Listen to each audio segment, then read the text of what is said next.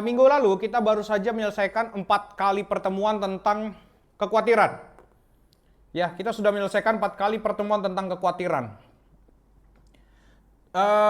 Ada hubungan yang erat juga antara kekhawatiran ini dengan keinginan daging, keinginan mata, dan keangkuhan hidup. Jadi ada hubungan yang erat.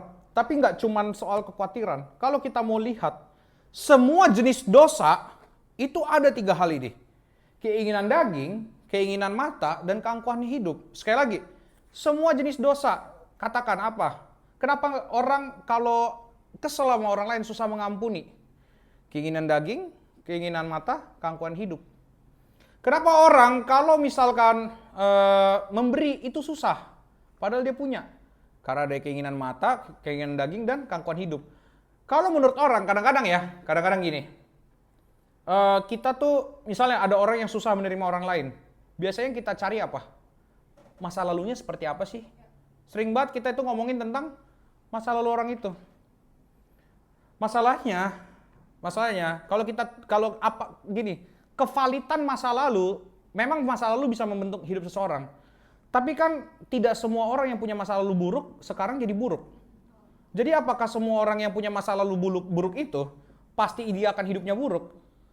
Nah, ini manusia adalah selalu menyalahkan apa yang lalu.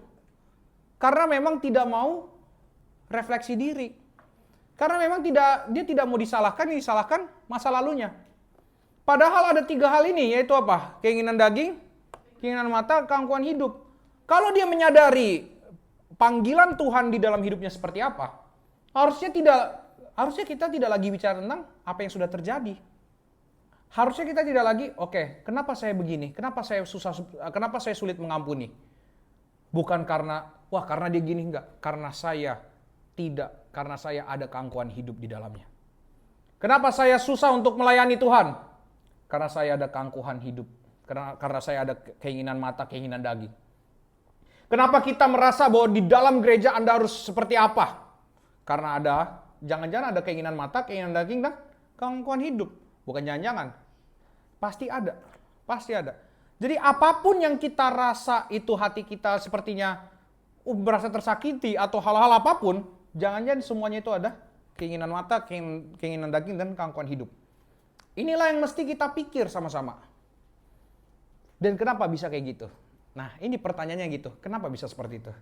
Dan kita akan buka teks Alkitab kita. Mari kita buka Alkitab kita dari 1 Yohanes 2.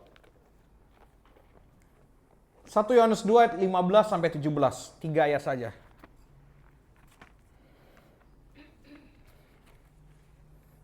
Waktu saya bikin khotbah ini, saya merasa tercerahkan sekali sampai saya loncat-loncat. Kemudian saya juga sampai ngomongin ke Santa. Terus saya waktu udah cerita ke Santa, gini nih, mau ngomongin kira-kira gini. Tiba-tiba kami dari ruang tamu, tiba-tiba dia mau lari ke laptop saya, mau ngintip. Nggak boleh. Tidak bisa. Nah, kita buka ya, 1 Yohanes 2, ayat 15 sampai 17 yang sudah dapat katakan boom. Let's go, kita baca sama-sama 1-2 ya. Janganlah kamu mengasihi dunia dan apa yang ada di dalamnya. Jikalau orang mengasihi dunia, maka kasih akan Bapa tidak ada di dalam orang itu. Sebab semua yang ada di dalam dunia, yaitu keinginan daging dan keinginan mata, serta keangkuhan hidup, bukanlah berasal dari Bapa, melainkan dari dunia. Dan dunia ini sedang lenyap dengan keinginannya. Tetapi orang yang melakukan kehendak Allah tetap hidup selama-lamanya. Perhatikan teks ini ya, teks ini sangat dalam loh.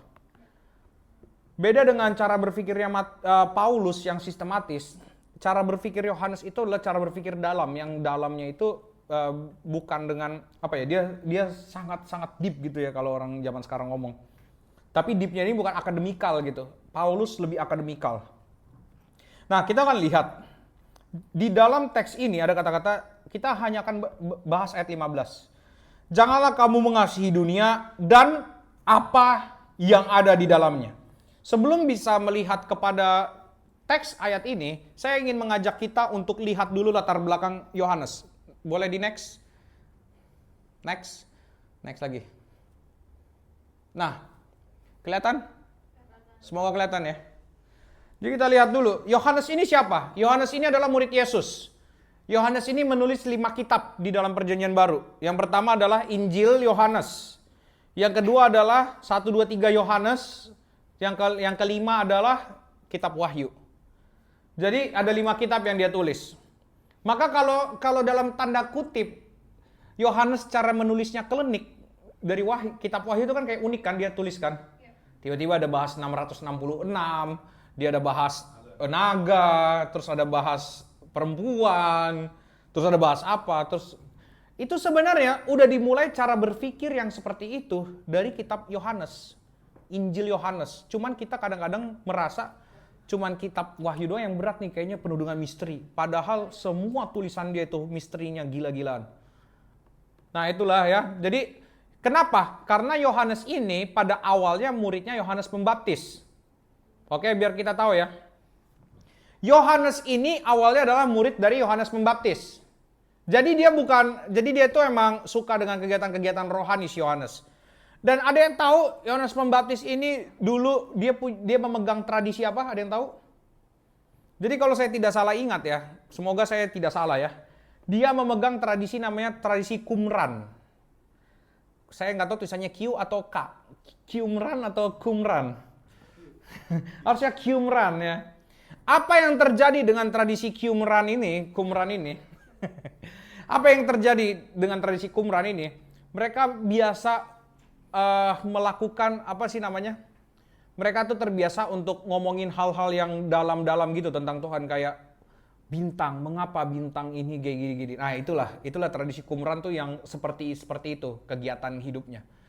Dan tradisi Qumran, mereka ini terbiasa untuk menginikan diri, apa sih namanya? Kayak melepaskan diri dari sesuatu, dari kedagingan dunia.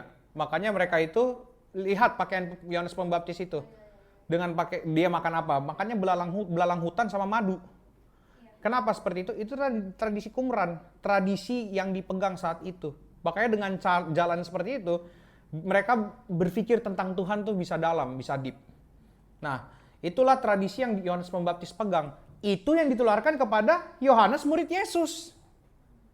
Dan ternyata Yohanes murid Yesus lebih dalam lagi ketika dia bertemu dengan Yesus. Ternyata dia menemukan semua kuncinya ada dalam Yesus. Nah, jadi kita harus ngerti cara tradisinya, latar belakangnya si Yohanes ini seperti apa. Oke? Nah, sasaran penulisan. Jadi 1 Yohanes ini ditujukan untuk siapa? Untuk jemaat, kemungkinan besar jemaat di Efesus dan sekitarnya. Emang jemaat Efesus ini terlalu chaos seperti malam ini ya. Jadi mereka ini memang kota pelabuhan. Oke? Efesus adalah kota pelabuhan. Di mana semuanya itu terjadi begitu sangat luar biasa gitu ya. Termasuk di situ ada banyak aliran. Jadi Kristen hanyalah menjadi salah satu aliran kepercayaan yang ada di kota Efesus. Nah, salah satu yang besar adalah ini, kepercayaan yang mempercayai Diana, Dewi Diana di kuil Artemis. Itu adalah salah satu kepercayaan yang terjadi di Efesus.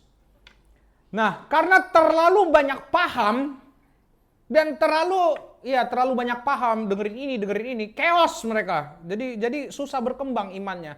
Makanya jangan terlalu banyak dengerin pendeta-pendeta lain. Kemarin ada yang kasih kritik. Saya lihat ya di YouTube Short. Pak Esra Soru, Pak Budi Asali, Pak MYM. Mereka kan Esra Soru gitu-gitu kan sering banget debat sama muslim-muslim. Udahlah, stop berdebat dengan muslim-muslim. Bukan mereka kok yang menyesatkan. Tuh pendeta-pendeta yang ada di gereja yang karismatik gini-gini, itulah mereka yang menyesatkan domba-domba Tuhan. Kalau yang Islam-Islam itu mana menyesatkan? Emang mereka udah pasti salah. udah salah. Gini ya, kalau buat gue ya konsep berdebat, lo tahu, gue tahu, kita ngomongin hal yang sama, kita berdebat. Kalau dia nggak percaya ini, kita percaya ini, terus apa yang mau didebatkan? Ngerti gak? Dia kan artinya cuma mau cari validasi yang mana yang benar, yang mana yang salah. Nah buat gue udah terlalu capek kalau kita cari validasi.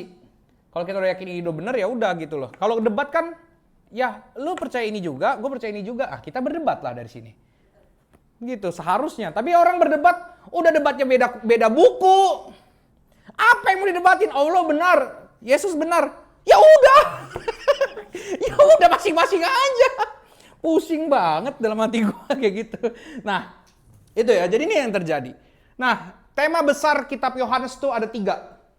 yaitu doktrin yang benar. Ini 1 Yohanes ya, doktrin yang benar, hidup yang taat, dan pengabdian yang sungguh. Jadi 1 Yohanes ini menekankan 3 hal itu. Doktrin, hidup yang taat, pengabdian yang sungguh. Jadi 3 hal ini menjadi penekanan dari kitab 1 Yohanes. Next.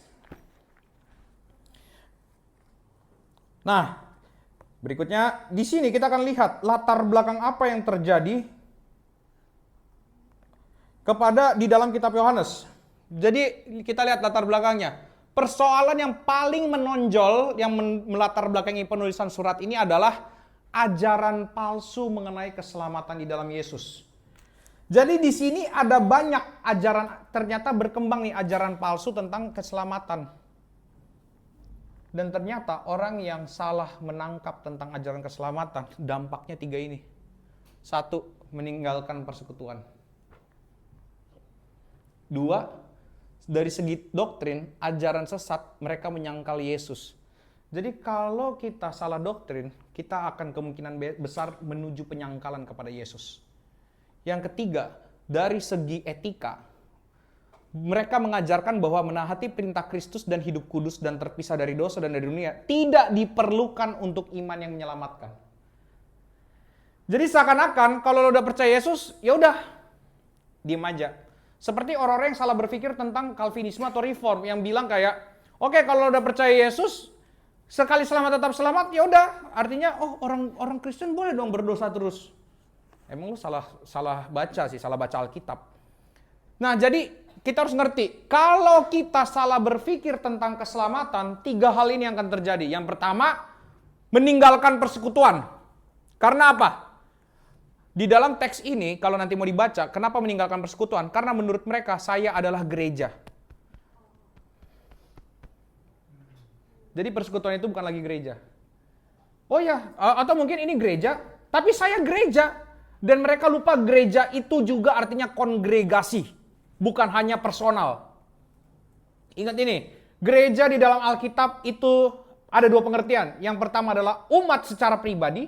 Yang kedua adalah kongregasi, yang artinya adalah persekutuan umat Tuhan. Jadi kalau Anda merasa Anda gereja tapi tidak bersekutu, Anda bukan gereja.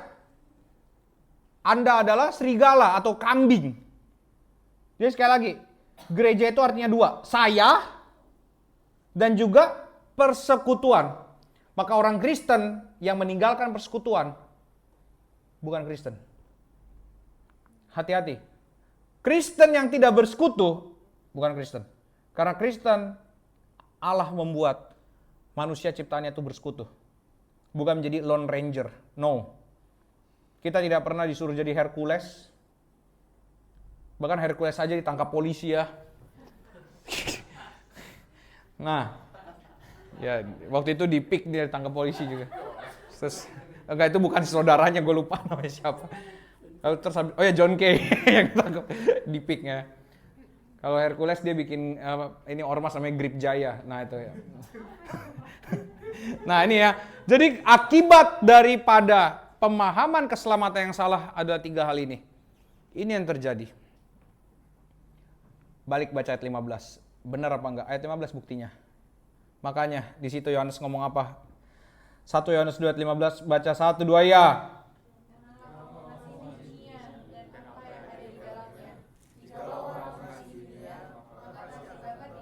Kenapa Yohanes ngomong gini? Karena banyak di dalam kitab Yohanes ini yang mengasihi dunia. Katanya Kristen, katanya ke gereja, katanya dia adalah gereja, tapi mengasihi dunia. Selesai. Jadi tepat latar belakang itu. Maka orang kalau tidak mengerti paham keselamatan, saya pastikan pertama, Anda akan mengalami kekacauan doktrin, Anda akan meninggalkan persekutuan. Yang ketiga, etika dan moral Anda rusak karena menganggap tidak perlu bertobat. Itu ya. Jadi disitulah yang terjadi kepada kitab Yohanes. Nah sekarang kita akan sekali lagi kita hanya akan bahas ayat 15 hari ini. Kita belum masuk ke ayat 16. Perhatikan kata-kata di ayat 15. Janganlah kamu mengasihi dunia dan apa yang ada di dalamnya. Yang akan kita ketahui hari ini adalah apa itu mengasihi dunia. Dan yang kedua, apa yang ada di dalamnya. Supaya kita tahu apa yang ada di dalam dunia itu apa. Paham ya? Apa yang ada di dalamnya? Maka kasih akan Bapa tidak ada dalam orang itu. Jikalau orang mengasihi dunia, maka kasih akan Bapa tidak ada dalam orang itu. Maka kita boleh next. Memang karena Yohanes ini susah. Oh ya, sebelum masuk ke dalam pembahasan, kita harus tahu. Ada teks yang sering kali diulang-ulang atau menjadi topik di dalam penulisan kitab Yohanes. Itu mulai dari Yohanes, Injil Yohanes, atau Yohanes, dan lain sebagainya macam. Kata-kata yang sering diulang apa? Kasih, mengasihi. Karena begitu besar kasih Allah akan dunia ini. Kasih, kasih, kasih. Makanya Yohanes ini terkenal dengan rasul kasih. Oke? Yohanes ini terkenal dengan rasul kasih. Kalau Paulus terkenal dengan rasul iman. Dan Yakobus terkenal dengan dia bukan rasul. Dia perbuatan intinya, pembelajaran tentang perbuatan. Iman, pengharapan. Nah, kalau Petrus pengharapan. Jadi topik besarnya gitu. Siapa namanya? Paulus itu iman, pengharapan itu Petrus, Yohanes itu kasih. Dari semua kitab itu yang paling banyak ngebahas tentang apa? Iman, pengharapan, dan kasih. Yang paling banyak bahas apa? Salah lah, paling banyak bahas iman. Berapa kitab yang ditulis oleh Paulus? Karena tanpa iman kau nggak akan bisa merasakan kasih. Semua start from faith. Dimulai dari iman. Paham ya? Memang yang akan sampai selamanya adalah kasih. Kenapa? Ingat ini, setelah kita bertemu dengan Yesus muka dengan muka, kita tidak perlu lagi iman. Makanya yang akan kita ketemu, dan setelah kita bertemu dengan Yesus, tidak akan lagi ada pengharapan. Kalau kita sudah ketemu dengan apa yang kita harapkan. Makanya dibilang kasih itulah yang akan ada sampai selama-lamanya. Karena Allah adalah kasih. Gitu. Itulah pengertian yang ditulis Paulus di dalam 1 Korintus 13. Nah, ini ya. Kata-kata apa yang sering diulang oleh Yohanes, bukan di dalam kitab Yohanes. Ya, iya kitab Yohanes juga. Tapi yang sering diulang adalah ini, kasih mengasihi dunia, terang, gelap, dan lain-lain. Nah, dan lain-lain juga ada banyak nih. Ya, nggak tahu gue di ayat berapa. Pokoknya banyak lah. Dia banyak, kasih, mengasihi, dan lain sebagainya macam. Oke, next. Next lagi. Nah ini ya. Perhatikan sebelumnya. Di dalam 1 Yohanes 2 ayat 15 di sini ada kata yang akan kita teliti, yaitu tentang mengasihi dunia dan apa yang ada di dalamnya. Sekali lagi, apa yang ada di dalamnya? Ini tidak mungkin sedang bicara tentang manusia. Manusia di dalam dunia? Ini bukan sedang bicara tentang manusia. Ini juga sedang tidak bicara tentang Raja Ampat atau tambang nikel dan lain sebagainya macam. Tidak. Tapi ini sedang bicara tentang apa? Ntar kita bahas. Nah, pertama-tama saya akan memberitahukan kepada kita semua bahasa Yunani dari teks-teks ini. Sudah lama ya kita tidak pernah seperti ini lagi ya. Saya juga capek sebenarnya, tapi ya sudahlah. Yang kita akan lihat adalah mengasihi dunia. Nah, coba next. Kata mengasihi terlalu tinggi memang ya. Seperti ini, gue bingung ini apakah slide atau cita-cita dan harapan. Nggak apa-apa, tapi oke lah. Masih kelihatan semua ya? Oh, puji Tuhan, yang penting terlihat. Nah, mengasihi dalam teks ini menggunakan kata agapau. Ya, bukan pau-pau ya, agapau. Dan dunia memakai kata kosmos. Ini bukan beras, kosmos. Ya, wadesta itu. Oke. Nah, agapau adalah kata kerja dari agape. Agape ini kata benda. Oke? Agapau itu kata kerja. Agape kata benda. Nah, makanya ada orang yang bilang, kasih itu sebenarnya kata benda atau kata kerja dalam bahasa Indonesia? Coba cari KBBI. Lihat sekarang. Coba cari KBBI. Jangan asal ngomong. Benda atau kerja? Kasih. Bukan mengasihi ya. Apa? Kata benda. Kasih itu kan kata kerja, kata benda. Mengasihi kata kerja. Makanya John Mayer memaksakan dengan bilang love is a verb.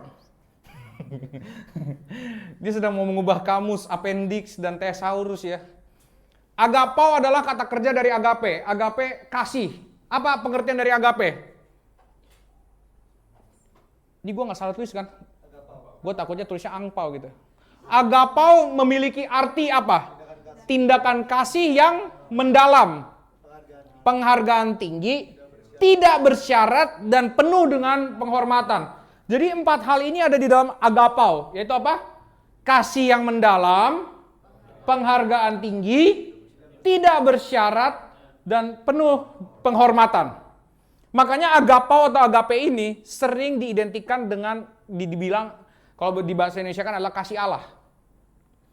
Kasih Allah, karena setiap kali Allah mengasihi selalu ada kata yang digunakan adalah agape atau agapau. Itu. Jadi, janganlah kamu agapau kosmos. Ini unik. Yohanes 3:16 ngomong apa?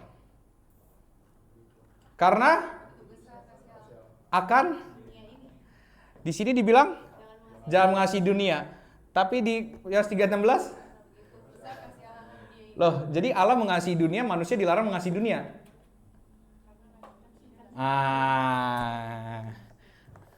Coba 1 Yohanes 2 ayat 15. Manusia dilarang mengasihi, tapi Yohanes 3 dibilang apa? Nah, gimana? Dan kata yang digunakan di dalam itu adalah agapau juga. Di dalam Yohanes 3:16. Karena begitu besar agapau Allah kepada kosmos. Bahasa Yunani sama. Nanti boleh cek. Coba, Acien kan ahli cek GPT. Coba cek, Acien. Coba cek. Karena mengasihi, sekali lagi, mengasihi ini menggunakan kata agapau.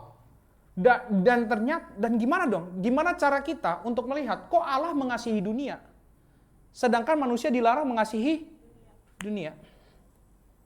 Nah, kita kadang-kadang kalau baca Alkitab kan nggak sampai ke situ mikirnya kan. Kita waktu baca apa? Amin. Ya, begitu di Yohanes 3:16, yes, amin. Begitu di 1 Yohanes 2, wow, oke, baik, saya akan bertobat. Gitu aja biasanya kan. Tapi kenapa Yohanes 3:16 bilangnya Allah mengasihi dunia, tapi manusia dilarang mengasihi dunia? Maka kita akan coba menyelidiki dengan next. Jadi gini teman-teman, wow, ini terbaca nggak ya? Wow, asik kan? Sudah lama ya, tidak ada seperti ini ya.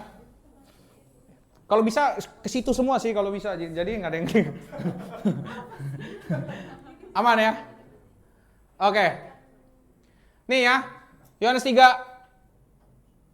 loh sama. Oh ya benar, Yohanes 3:16 nih ya. Itu ayat 16 tuh paling atas. Kata yang digunakan di sini adalah ini adalah kosmos. Karena begitu besar theos kurios. Ini agapau. Ya kan? Agapau. Kemudian di sini agapau juga tuh sama. Pengertiannya juga sama, menggunakan verb imperatif. Nah, itu. Tapi ini present nih aorist. Nah, di sini Yohanes 3 kosmos itu juga kosmos. Paham nggak? Oh, udah. Dari mana tuh? Nah, cek. Oke, lanjut. Nah, jadi perhatikan. Di sini Yohanes 3 dan 1 Yohanes 2 ternyata menggunakan kata yang kurang lebih mirip. Ya. Kasihnya menggunakan apa? Agapau, dan dunianya menggunakan kata kosmos. Tapi ingat, waktu kita ngomongin bahasa Yunani, kita tidak bisa hanya sekedar melihat arti kata per kata. Kita harus melihat kepada keseluruhan kalimatnya. Dan ternyata ditemukan dalam teks ini nggak bisa agak soundan dikit ya? Sini dikit. Nah, sini dikit. Nggak terlalu jauh, sini yang dikit. Nah, jadi ini kelihatan nggak ya? Nah, jadi gini, di dalam Yohanes 3:16, kata agapau ini cuma punya pengertian ini. To have love for someone or something based on sincere appreciation. Jangan dipindahin dong. Woi. Kayak mau bercanda.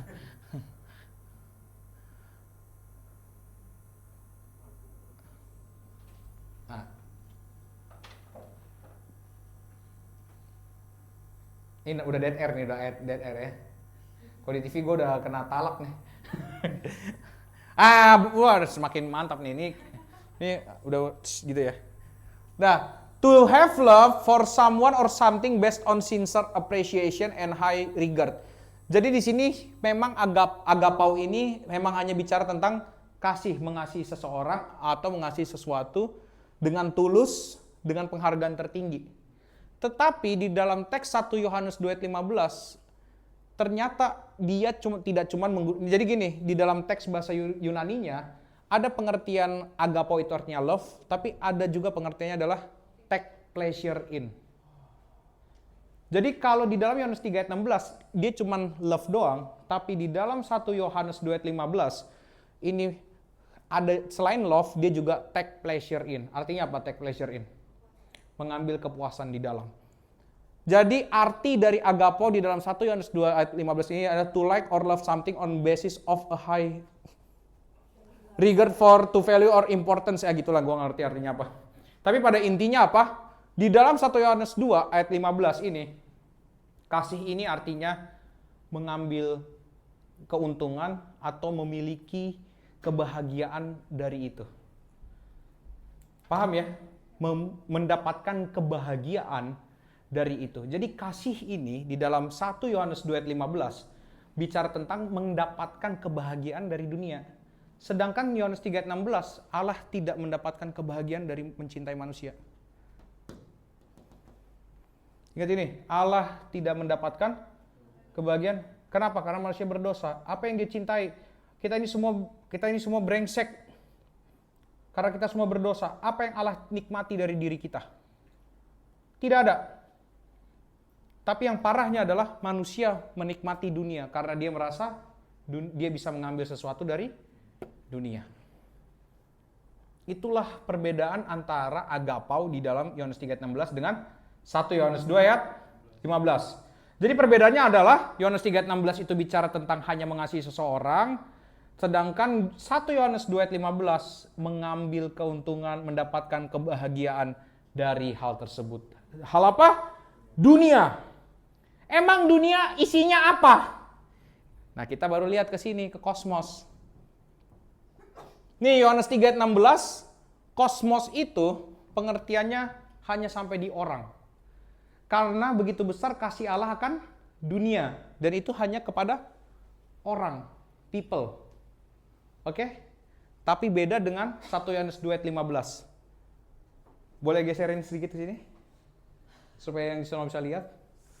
Nah, di dalam 1 Yohanes 2 ayat 15, kalau Yohanes 3 ayat 16 ini bicara tentang orang, sedangkan dunia di dalam 1 Yohanes 2 ayat 15 bicara tentang apa?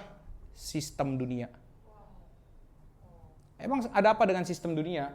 Kalau di dalam pengertiannya gini, the system of practice and standards associated with secular society that is without reference to any demands or requirement of God. Artinya apa? Sistem dunia adalah sistem di mana menganulir Allah dari segala sesuatunya. Jadi apa yang mau dimaksud di dalam 1 Yohanes 2 ayat 15 ini? Janganlah kamu mengambil kebahagiaan mengasihi hal-hal yang menganulir Allah dari dalamnya.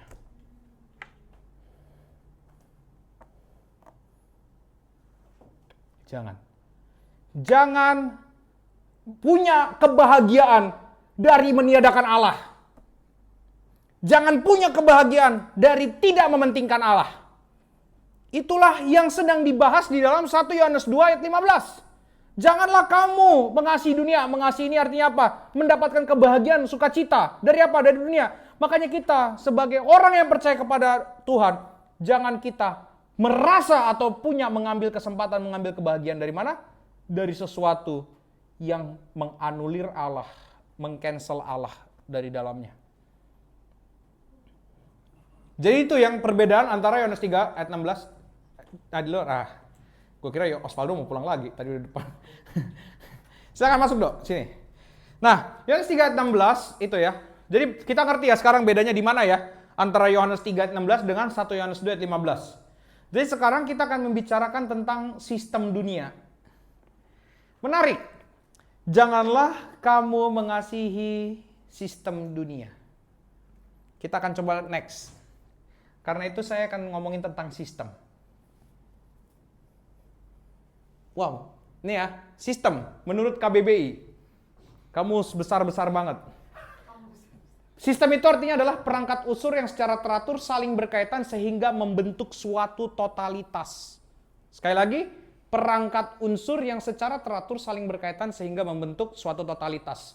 Susunan yang teratur dari pandangan teori bla bla bla, metode. Kita ambil yang pertama aja lah biar cepat. Perangkat unsur yang secara teratur saling berkaitan sehingga membentuk suatu totalitas. Teman-teman pernah lihat ini? Next.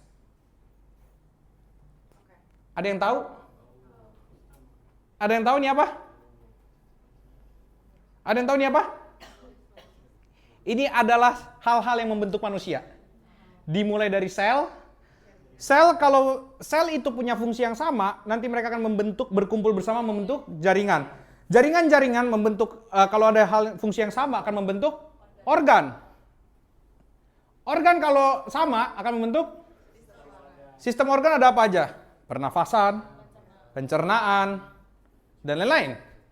Ada sistem syaraf, kemudian sistem-sistem ini berkumpul menjadi, kalau di dalam biologi belajarnya kayak gitu.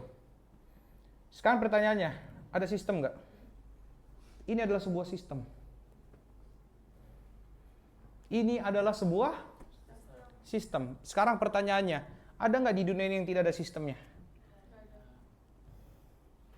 Ada nggak di dalam dunia ini yang tidak ada sistemnya? Jadi semua ada sistemnya. Pertanyaan gue gini, di dalam tubuh manusia ada sistem pernafasan, sistem apa lagi? Pencernaan. Ada waktu itu gue punya om ya, dia sakit ginjal. Dia tuh udah cuci darah sekitar 1.300 kali. Dia sampai bukuin soalnya, gue ingat banget. Nah, waktu itu akhirnya dia bilang, oke, kita mau cari pendonor ginjal di Guangzhou, Cina. Udah nyampe lah di Guangzhou. Meninggal di Guangzhou. Gara-gara apa? Bukan gara-gara ginjal. Gara-gara jantung. Sakitnya apa? Meninggal gara-gara? Itulah sistem. Kita bisa sakit apa? Ngerti gak? Dan bayangkan, itu gue ngasih contoh manusia supaya cepat aja. Bayangkan setiap sistem di dalam manusia tidak ada Tuhannya. Jadi sekarang dunia ini sedang dibentuk menjadi dunia yang seperti apa dengan demikian. Coba next. Kita lihatlah misalnya. Ketinggian tuh ya. Sistem di dalam dunia dan sistem dunia. Di dalam dunia ada sistem apa aja? Kita sistem berpikir, betul? Segala sesuatu kalau kita masuk ke dalam sebuah mata pelajaran selalu ada cara untuk ini, ada sistematikanya. Terus apa lagi? Sistem kerja. Kita pun di reveal ada sistem kerjanya ya. Ini dari sini ke sini harus ke sini gitu-gitu. Terus apa? Sistem pertemanan. Sadar apa enggak? Pertemanan ada sistemnya. Kalau nggak asik, ntar dulu.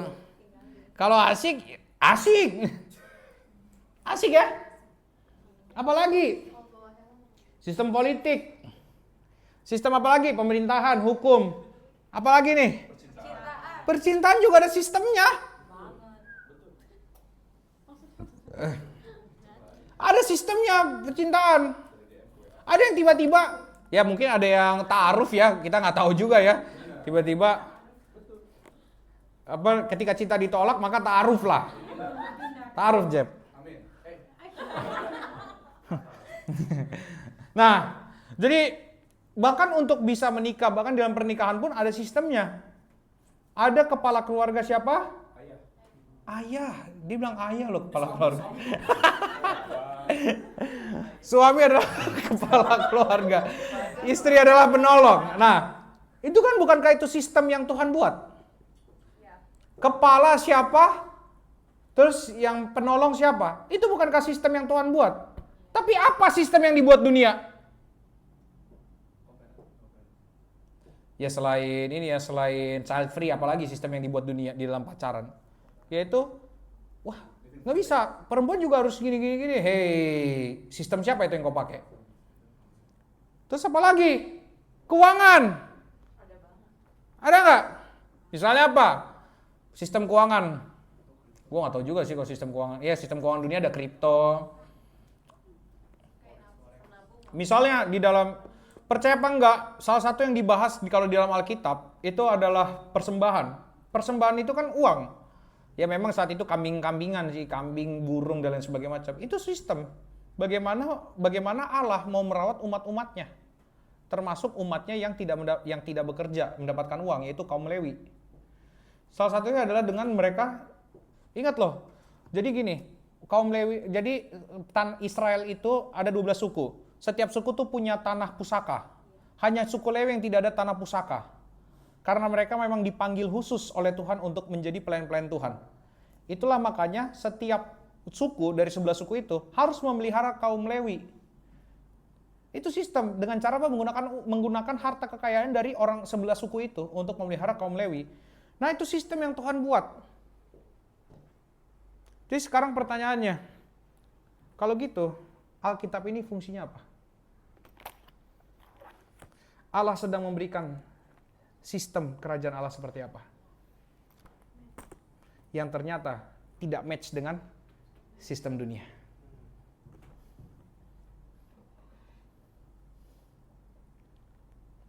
Allah sedang memberikan, kalau di dalam kerajaan Allah, hidup itu seperti ini. Ini. Tapi dunia mengganti semua sistemnya. Itulah makanya semua sistem yang ada di dalam dunia, di dalam Alkitab, itu akan terasa berat oleh orang-orang dunia. Kenapa? Karena memang mereka terbiasa untuk tidak ada Allah di dalamnya. Mereka menganulir Allah. Kalau tadi kita lihat ya, dimulai dari sel kan. Dimulai dari sel, sudah tidak ada Allah. Jadi sekarang organisme yang akan terbentuk akan seperti apa? Organisme yang akan tanpa Allah. Kalaupun di dalam sistem, misalnya sel apa segala macam, kalaupun misalnya di dalam satu sistem itu ada Allahnya, tapi sistem lain tidak ada Allahnya, apakah organisme yang terbentuk itu adalah organisme yang mencintai Allah?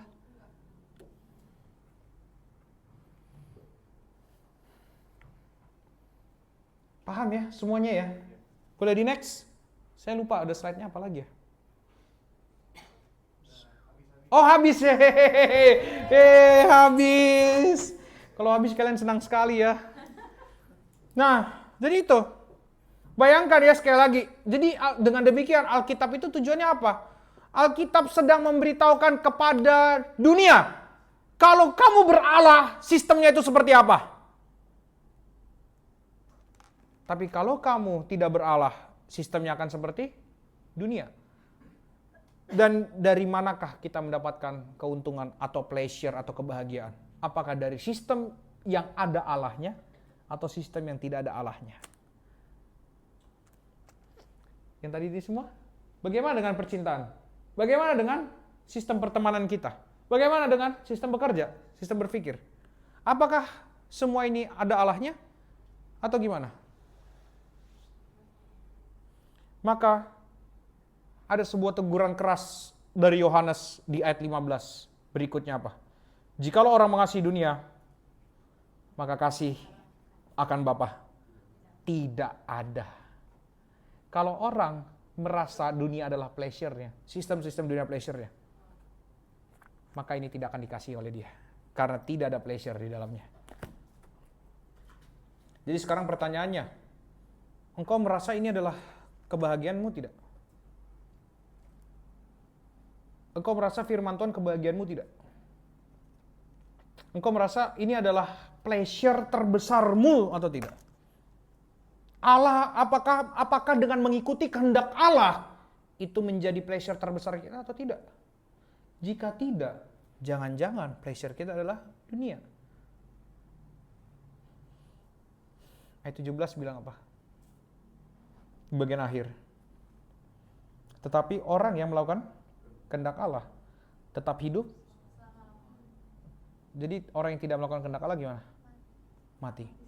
Nah sekarang coba kita pikir. Bagian terakhir.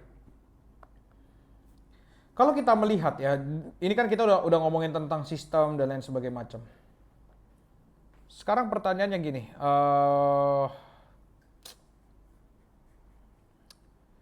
Bagaimana cara kita? Apakah kita harus memperbandingkan sistem hidup dunia dengan sistem apa yang dilakukan Yesus di dalam dunia. Ingat ini loh, Yesus ada di dalam dunia, tapi yang dia lakukan apa? Bukan sistem dunia, tapi sistem kerajaan Allah. Coba kita buka Yohanes 14 ayat 31.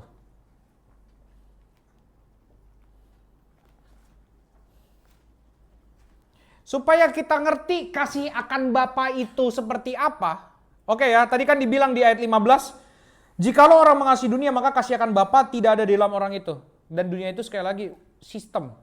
Nah, kalau gitu, di dalam bagian ini, kasih akan Bapa itu, kalau ada di dalam diri orang, kasih akan Bapa itu, kita akan bisa melihatnya seperti apa? Yohanes 14 ayat 31. 14 ayat 31. Tetapi supaya dunia tahu bahwa aku hilang. Pas banget. Aku apa? Mengasihi Bapa. Dan apa kalimat berikutnya? Bahwa aku melakukan segala sesuatu seperti yang diperintahkan Bapa kepadaku. Jadi sekarang kita ngerti, kasih akan Bapa itu ada di dalam diri orang, artinya apa? Yang Yesus lakukan. Aku mengasihi Bapa, melakukan segala sesuatu seperti yang diperintahkan Bapa kepadaku. Dan apa itu? Salah satunya kita bisa lihat di dalam Filipi 2 ayat 8. Coba. Filipi 2 ayat 8, teksnya ngomong apa? Dan dalam keadaan sebagai manusia, ia telah merendahkan dirinya dan taat sampai mati. Bahkan sampai mati di kayu salib. Kenapa sampai kata bahkan? Karena kayu salib adalah hukuman paling hina. Ingat ini. Jadi bahkan sampai mati di kayu salib. Bahkan sampai harus mengalami keadaan terhina. Itu dilakukan karena apa? Karena kasih akan Bapa ada di dalam diri Yesus. Sekarang pertanyaannya, jika kita bilang kita mengasihi Bapa, relakah engkau mati dalam keadaan terhina seperti Yesus? Hidup terhina aja engkau gak mau. Mati terhina lebih gak mau lagi. Betul apa betul? Hidup terhina aja kita belum tentu mau. Mau mati terhina lagi.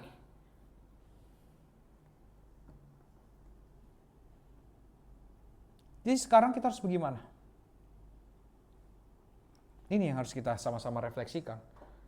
Di dalam diri kita saat ini, apa yang kita paling sukai? Sekali lagi ayat 15. Janganlah kamu mengasihi dunia dan apa yang ada di dalamnya. Apa yang ada di dalam dunia? Ayat 16 jawabannya.